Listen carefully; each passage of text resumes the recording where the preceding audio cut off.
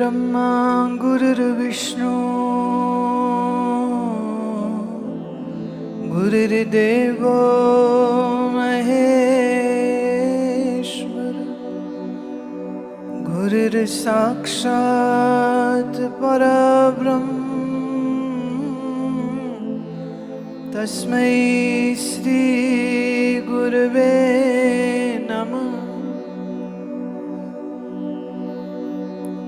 सहनाववतु सहनौ भुनक्तु सह वीर्यं करवावहै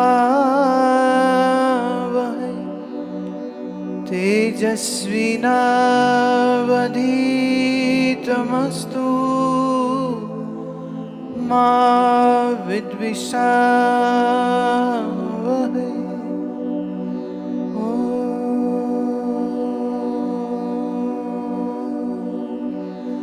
शांति शांति शांति।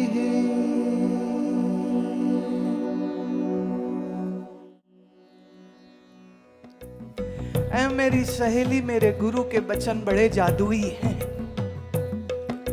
जब लागो तब लगत न जानी, ऐसी दई बाकी सैन। और जब लगते हैं गुरु के वचन तो इतनी जोर से दिल में लगते हैं और कभी कभी तो आंखों से ही मार देता है। सैन चलाए कर दीन है, सुध न रहती दिन रैन। और जब उसके आंख के तीर चलते हैं तो दिन रात फिर चैन नहीं मिलता है। चातक श्रवण चयन स्वाति भय परतनवा को चैन। जैसे चातक श्रावण मास में जब पीता है बूंद को अमृत की तो वो मोती बन जाती है, और वो मोती वाली बूंद पिए बगैर चातक को चैन नहीं। ऐसे गुरु का वचन सुने बगैर हमें चैन नहीं। नयन चकोर दरस मुख शशि को पलक भयो दुख दैन। ये अपनी नयनों को मैं चकोर बना लूं, गुरु का मुखड़ा चांद समझ करके बस अपने इन पलकों के अंदर इतना सुख भर लूं, क्योंकि संसार देखेंगे तो आंखों में दुख ही आएगा। मुक्तानंद की रसन कोड़लिया बोलत निर्गुण बैन। ये स्वामी मुक्तानंद जी की रचना है। वो कहते हैं मेरी जुबान तो बहुत ही बुरी है, लेकिन फिर भी इससे मैं उस निर्गुण की वाणी बोलता हूं। अपनी वाणी की निंदा कर ली।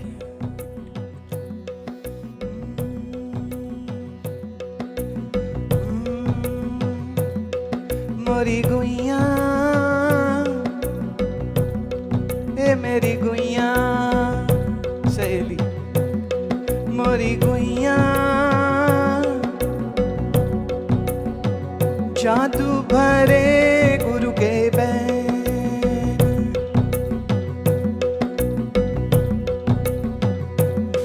मोरी गुइया जादू भरे गुरु के बैन। मोरी गुइया जादू भरे गुरु के बैन। जब लागो तब लगत न जानी, जब लागो तब लगत न जानी, ऐसी दई बाकी सैन। मोरी गुइया जादू भरे गुरु के बैन। मोरी गुइया जादू भरे गुरु के बैन। मोरी गुइया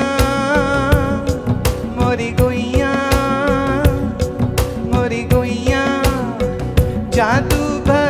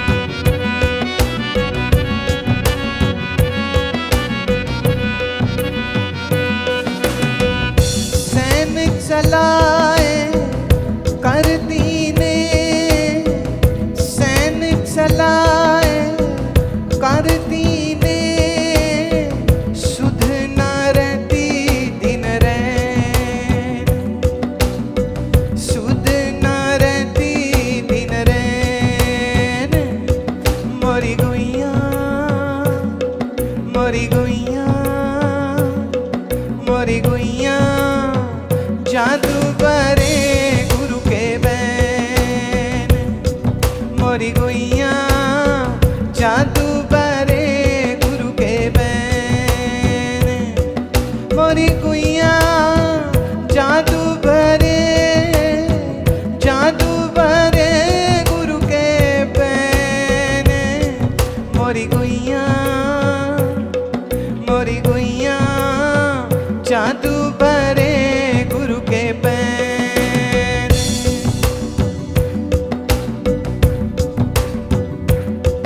मोरी गुइया जादू भरे गुरु के बैन, जादू भरे गुरु के बैन, मोरी गुइया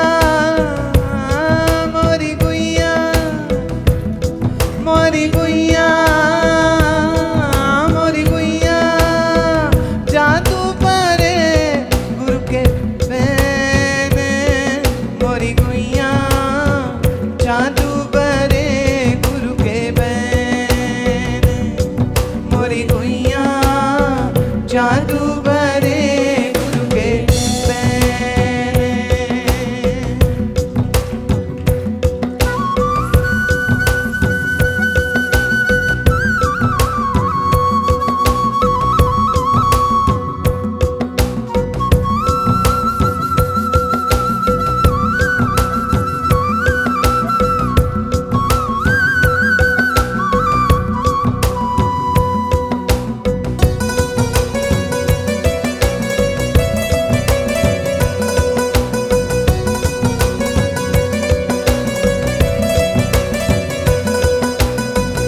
चातक श्रवण वयन स्वाति भय, चातक श्रवण वयन स्वाति भय, परत न वाको चैन, परत न वाको चैन, चातक श्रवण वयन स्वाति भय, चातक श्रवण वयन स्वाति भय, परत नवा को चैन, परत नवा को चैन, मोरी गुइया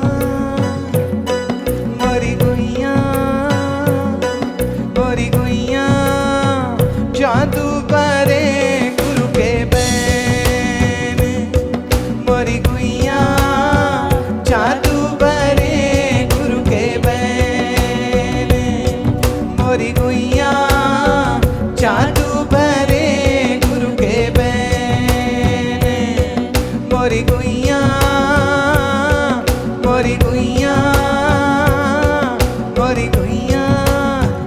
जादू भरे गुरु के बैन, जादू भरे गुरु के बैन।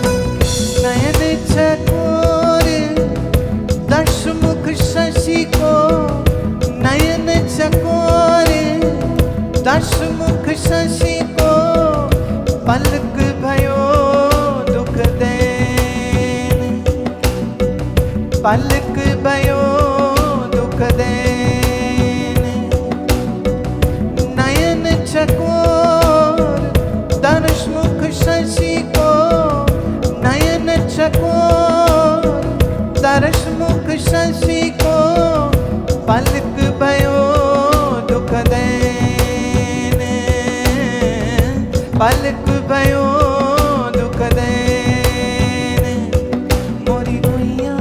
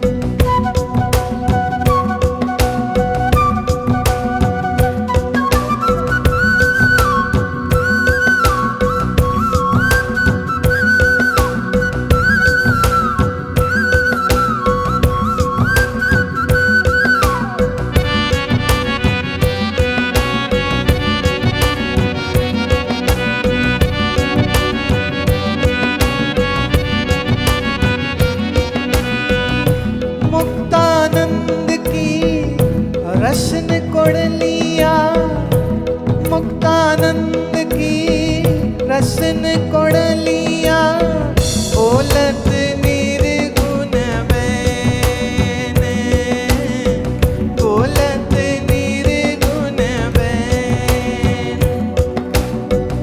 मुक्तानंद की रसन कोड़ लिया, मुक्तानंद की रसन कोड़ लिया बोलत निर्गुण बैने, हाँ बोलत निर्गुण बैने।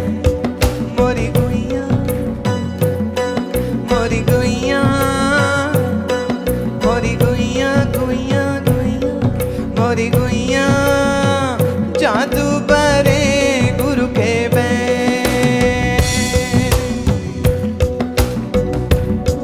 मोरी गुइया जादू भरे गुरु के बैन, मोरी गुइया जादू भरे गुरु के बैन। मोरी गुइया, मोरी गुइया, मोरी गुइया, मोरी गुइया जादू भरे गुरु के बैन। मोरी गुइया, मोरी गुइया, मोरी गुइया जादू भरे गुरु के बैन। मोरी गुइया जादू भरे गुरु के बैन। मोरी गुइया जादू भरे गुरु के बैन। मोरी गुइया जादू भरे गुरु के बैन।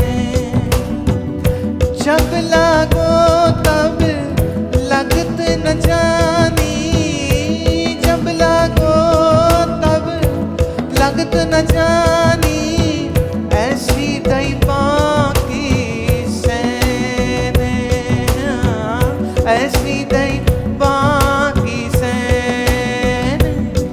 मोरी गुइया, मोरी गुइया, मोरी गुइया, मोरी गुइया जादू भरे गुरु के बैन। मोरी गुइया जादू भरे गुरु के बैन। मोरी गुइया जादू भरे गुरु के बैन। मोरी गुइया जादू भरे गुरु के बैन। जादू भरे, जादू भरे, जादू भरे, जादू भरे, जादू भरे गुरु के बैन। मोरी गुइया, मोरी गुइया, मोरी गुइया, मोरी गुइया जादू भरे गुरु के बैन। मोरी गुइया जादू भरे गुरु के बैन। मोरी गुइया जादू भरे गुरु के बैन। मोरी गुइया जादू भरे गुरु के बैन। मोरी गुइया, मोरी गुइया, मोरी गुइया, मोरी गुइया, मोरी गुइया जादू भरे गुरु के बैन। मोरी गुइया जादू भरे गुरु के बैन। मोरी गुइया जादू भरे गुरु के बैन। जादू भरे गुरु के बैन। जादू भरे, जादू भरे, जादू भरे गुरु के बैन।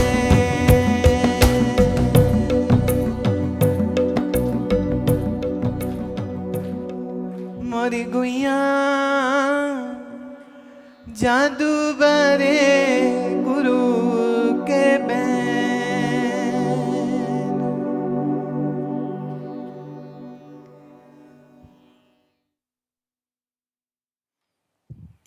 श्लोक लेते हैं 112। अस्य ईशा समस्ति स्थूल शरीरम् अन्न विकारात्वात् अन्नमय कोश स्थूल भोगा आयत्नवात् च स्थूल शरीरम् जाग्राद इति च व्यपदिश्यते। ऐसा ये जो शरीर है, अस्य ईशा समस्ति स्थूला शरीरम, ऐसा ये जो स्थूल शरीर है ये कई के जोड़ से बना है। क्या जोड़ थे वो पहले वर्णित हो चुके हैं। कई के जोड़ से जो एक चीज बनती है उसे हम, जो बनी उसे कहते संघात, द कॉन्स्टिट्यूटेड।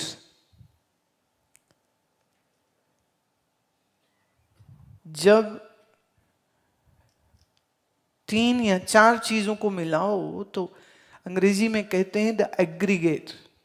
सड़क बनाओ ना तो बजरी है, रेत है, कुछ सीमेंट का हिस्सा है, कुछ और है, कुछ और है, कोई हार्डनर है, ये सब इकट्ठा जब किया जाए तो कहते अब जब सड़क के बनाएंगे हम तो ये बड़ी पक्की बनेगी। ऐसे ही ये जो अन्नमय कोश है ये चंद वस्तुओं के, चंद तत्वों के सम्मिश्रण से, मिलने से बना है।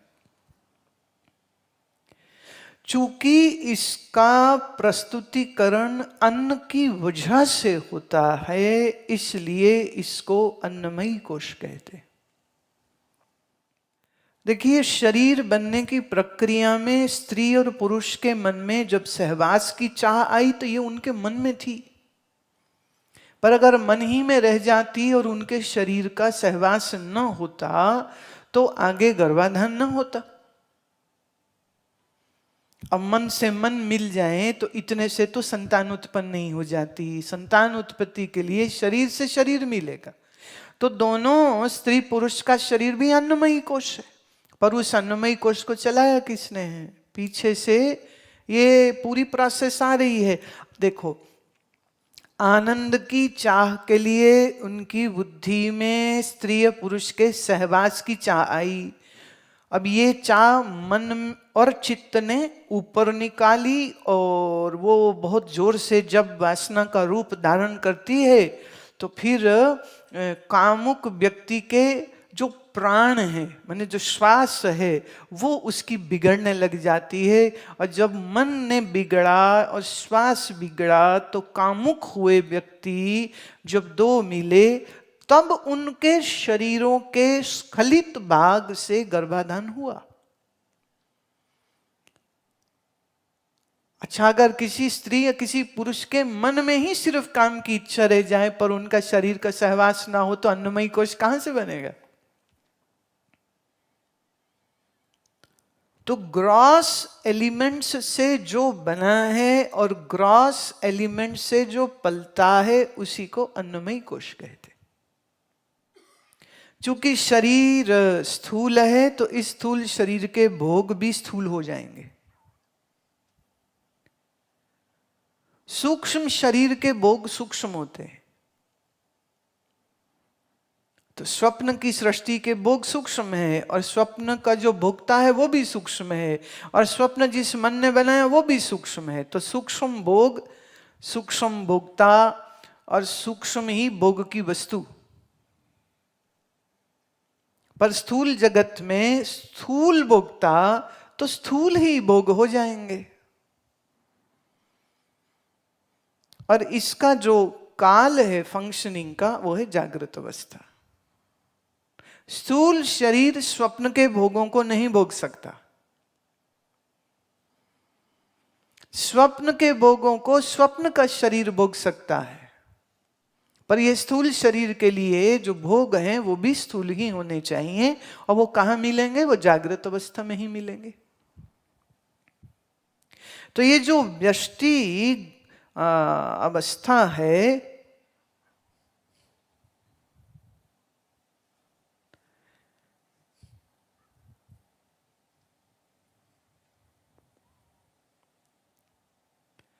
इसके विषय में अब बात आती है। अस्यपि ईशा व्यष्टि स्थूल शरीरम अन्न विकारात्मात् इव हितो अन्नमयी कोश जाग्राद इति च उच्यते। ये जो व्यष्टि शरीर है, इस शरीर में भोक्ता कौन है? उसी भोक्ता को विश्व कहा है। इसके जो भोग हैं, चूंकि वह अन्न से बने हैं और अन्न खाने वाला भी अन्न से बना है, जो खाएगा वो भी अन्न है, तो माने स्थूल भोग, स्थूल शरीर और इनकी जो फंक्शनिंग की अवस्था है वो है जागृत। अब आती है बात अगले श्लोक में कि इस स्थूल शरीर में के साथ कुछ देवता भी लगे हुए हैं। आपने सुना होगा कई बार 33 करोड़ देवी, तब आमतौर पे बोल दे रही है 33 करोड़ देवी देवता होते। किसी से पूछ के देखो, भैया गिन के बता दो, नहीं मालूम। अच्छे अच्छों को मालूम ना होंगे। जो शास्त्र से पढ़े नहीं हैं, जो ठीक से सीखे नहीं हैं, जिनका ज्ञान सीमित है, वो रटी रटाई बातों को बोल देते हैं। और फिर जो उनके विरोधी होते हैं वो कहते हैं लो जी, इनका तो धर्म ईमान इसमें 33 करोड़ तो देवी देवते हैं, इनके तो पागल बनते हैं ये लोग। अच्छा, तमाम अपने आप को सनातन धर्मी या हिंदू कहने वालों को पूछ लो ये 33 करोड़ देवी देवता कौन है, तो उन्हें भी मालूम नहीं है। किन्हीं विद्वत जनों को पता होगा तो वो शायद आगे बताते नहीं, या उनको श्रोता नहीं मिलते, या उन तक लोग नहीं पहुंचते, या लोगों को ऐसी रुचि भी नहीं है। कई बातें आ जाती हैं इसमें। लेकिन इस स्थूल शरीर के साथ कुछ देवता लगे हैं। कौन से देवता लगे? आज आपको उन सब देवताओं से परिचित कराएंगे। कितनी खुशी हो रही ना, पता नहीं कौन कौन से देवता निकल के आ जाएंगे आज। देखो आज गुरु की शक्ति तुम्हें कैसे कैसे देवताओं के दर्शन। तैयार हो देवताओं का दर्शन करने को? कोई दक्षिणा वक्षिणा है तैयार आपकी? कुछ माल मत्ता लाए हो, खाली हाथ आ गए हो?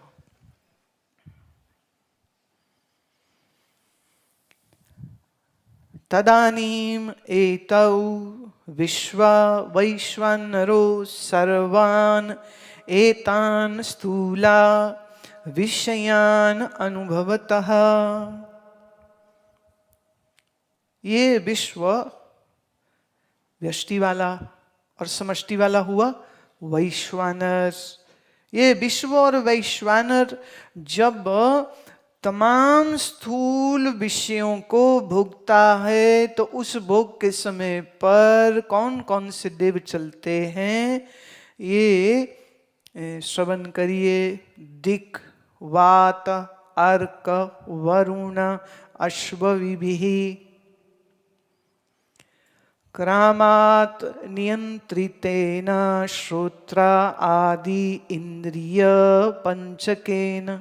क्रमात् शब्द स्पर्श रूप रस गंधान। हम पंडित जी लग रहे हैं ना?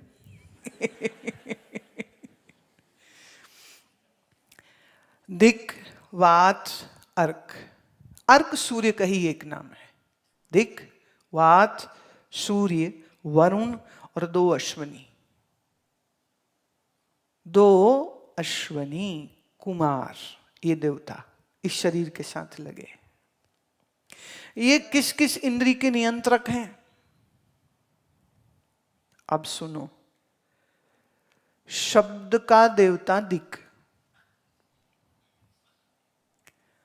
वात स्पर्श का, सूर्य रूप का, वरुण जल का, और अश्विनी कुमार दोनासा। अब देवता शब्द का उपयोग क्यों है? देवता माने दिव्य, देवता माने सात्विकी, देवता माने शक्ति। जिस शक्ति से कान सुनता है उस शक्ति को दिक् कहते हैं। जिस शक्ति से आंख देखती है उसको उसका देवता कहते हैं। अब कभी किसी पंडित जी से आपने कोई पूजा कराई हो तो सूर्यो देवता, वरुण देवता, अग्नि देवता, पृथ्वी देवता, और तुम मूढ़ों की तरह हैं करते रहते हो, और तुम्हें लगता पता नहीं किन्हीं देवताओं को ये आकाश में बुला रहे हैं। बड़ा विज्ञान है इसके पीछे, पर वो विज्ञान अगर समझाने वाला ब्राह्मण देव सक्षम न हो तो वह आपके लिए मात्र एक रिचुअल रह जाता है, और उनको भी कोई इंटरेस्ट नहीं है कि तुम ये सब सीखो या जानो। जिस समय किसी का भी पूजन किया जाता है, कहो शिव जी का पूजन कर रहे, तो शिव जी का पूजन करेंगे कैसे? तो पहले अपनी इंद्रियों को सक्षम तो बनाओ, वर्तमान में तो लाओ। तो कहा आवाहन, दिक् का आवाहन करो। तुम्हें लगा कोई आकाश में देवता है जिनको बुलाना है? नहीं, वो कह रहे हैं अपनी कर्ण इंद्री के प्रति सजग हो जाओ, अपनी नेत्र इंद्री के प्रति सजग हो जाओ, अपनी नासिका के प्रति सजग हो जाओ, अपनी रसना के प्रति सजग हो जाओ, अपनी त्वचा के प्रति सजग हो जाओ। जो इंद्रियां बहिर्मुख हुई पड़ी हैं उन इंद्रियों को अंतर्मुखी करने के लिए, वर्तमान में वापिस बुलाने के लिए यह एक प्रोसेस होती है। देवता का अर्थ आकाश में, वो जैसा तुम टेलीविजन सीरियल में देखते हो ना, उन्होंने वो सफेद सफेद कपड़े पहने और बड़े सारे जेवर हैं और मुकुट लगाए हुए हैं, और वो अप्सराओं का डांस देखते रहते हैं, और वो अमृत पीते रहते हैं, और फिर आपस में लड़ते रहते हैं। तो तमाम हिंदू समाज के दिमाग में ये बात बैठी हुई कि ये देवते होते हैं, और देवताओं की ऐसी दुर्गति होती है, नीचे कोई ऋषि मुनि तप करने लग जाए, इंद्र परेशान हो जाता है, वो नीचे आएगा, कुछ ऐसी झामड़ करेगा कि उसकी तपस्या भंग हो जाए, उसको चिंता पड़ गई कि मेरा ये सिंहासन ले लेगा, फिर मेरी अप्सरा ले लेगा, फिर ये ले लेगा, फिर वो ले लेगा। अरे मेरे भाई, पुराण आदि दैविक होते हैं, भौतिक नहीं होते। आदि दैविक मतलब सूक्ष्म है, दैविक माने शक्तियां हैं, दैविक माने तुम्हारे मन के जगत में उनका प्रवाह और कार्य होता है, उनका बाहर स्थूल भोगों में कोई लेना देना नहीं होता। अच्छा, अभी ये देवी देवताओं के बारे में कथा कहानियां जितनी भी तुमने सुनी, उनसे तुमने ये अभिप्राय ले लिया कि कुछ देवते होते हैं जो खुश हो जाएं, जैसे इंद्र खुश हो तो बारिश होती है, और सूरज देवता खुश हो जाएं तो फसल अच्छी होती है, और वरुण देवता खुश हो जाएं तो फिर वर्षा बड़ी अच्छी होती, जल की कमी नहीं होती, कुएं तालाब नदियां भरी रहती हैं।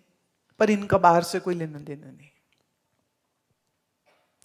आपकी जीवा इंद्री में रस चखने की क्षमता तब है जब इसमें इसका जो देव है, इसकी जो शक्ति है वो ठीक से काम कर रही हो। आपके नेत्र ठीक से तब देख सकते हैं जब इसमें जो देखने की शक्ति है, अर्थात सूर्य, वो पूरा ठीक से फंक्शन कर रहा हो। भारत में सूर्य को जल देने की बात की गई। बहुत लोगों ने सोचा कि यहाँ पानी डालो, सूरज को पहुंचेगा, फिर वहां देवता जी जल पी के हमारा खुश हो जाएंगे, फिर वरदान देंगे, और फिर सोने का, सूर्य का जो आशीर्वाद होगा तो उससे सोना बढ़ेगा, सूर्य से पुत्र होगा, सूर्य से हम राजा बन जाएंगे, सूर्य से पीली पीली चीजें सब आ जाएंगी, पीली गेहूं मिल जाएगी, पीली सोना मिल जाएगा, और थोड़ा कम कृपा मिली तो पीतल ही मिलेगा, फिर सोना नहीं मिला, कृपा कम हुई तो पीतल मिलेगा। क्या मूर्ख! तो मूर्खता वाली बात होगी। यह जो प्रक्रिया है कि सूर्य की दिशा में मुख रख के सुबह जब सूर्य उदय हो रहा हो तो जल दीजिए, तो वो सूर्य को जल नहीं देना होता, उस धारा में से सूर्य को देखते हुए त्राटक करनी होती है, जिससे आपकी नेत्र ज्योति कभी कमजोर नहीं पड़ेगी। सूर्य के उदय होने से कोई लगभग 10 मिनट पहले जहां वो उसका एक आकार बनना शुरू हो जाए, और वो जो पहले 3 मिनट समझिए, 2 से 3 मिनट, उस समय पर अगर आप सूर्य पर त्राटक करते हैं तो बहुत लाभ नेत्रों को मिलता है। लेकिन सीधे कहा ना देखो, इसलिए कहा वो जल की एक लहर बीच में ले आओ। किसी कारणवश देर हो गई है, थोड़ा ही देर हो गई, अब 10 बजे उठ के सूरज को जल दे रहे हैं, सूरज कब बस चले तो वापस तेरे मुंह पे ही मारे वो। पगला अब क्या कर रहा है तू, टाइम निकल गया, ये क्या कर रहे हो अब। इस देश में हजारों लाखों लोग सुबह सुबह लोटा भर के जल का सूरज को देते हैं। विरोधियों ने कहा लो जी सूरज तो इतनी दूर है, वहां पानी थोड़ी पहुंच सकता है, तो इस बात पे लड़ाइयां हो जाती हैं बहुत बार। पर जो चढ़ा रहे हैं ना उनको समझ, ना लड़ रहे हैं जो ना उनको समझ, ये बाहर वाले सूरज से तो कोई लेना देना ही नहीं है। जिस शक्ति से आंखें देख रही हैं उस शक्ति को सशक्त बनाने का एक प्रोसीजर होता है।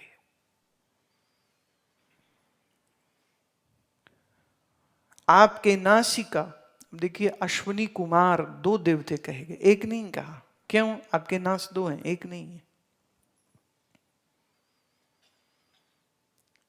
आंख का देवता एक बोला, सिंगल है वो सूर्य, पर अश्विनी कुमार ना पोएटिकली, सिंबॉलिकली जब उनको पिक्टोरियल फॉर्म में या स्टोरी फॉर्म में प्रोजेक्ट किया गया, तो ये जो अश्विनी कुमार हैं ये 2 बनाए गए, जिनका एक हिस्सा घोड़े वाला है। अब इसकी एक पूरी स्टोरी चलती है। अब हम उस तरफ नहीं जाना चाहते, क्योंकि ये स्टोरी सारी की सारी पुराण की, आदि दैविक के, आदि भौतिक नहीं है। और जो लोग ठीक से इसे नहीं समझते वो उससे एलिमेंटल वर्ल्ड में देखना चाहते हैं, और वो फिर पूरा तो आएगा ही नहीं, तो बोले कि ये कैसे पागलों वाले इनके ग्रंथ है कि आधा मनुष्य है आधा घोड़े जैसा है, पैदा ये किसी देवता से हुआ है, ये कैसे हो सकता है। बोले तो श्राप लग गया था, उस श्राप की वजह से ये ऐसे हो गए, उसका मन बिगड़ गया था इसलिए वो ऐसे हो गए।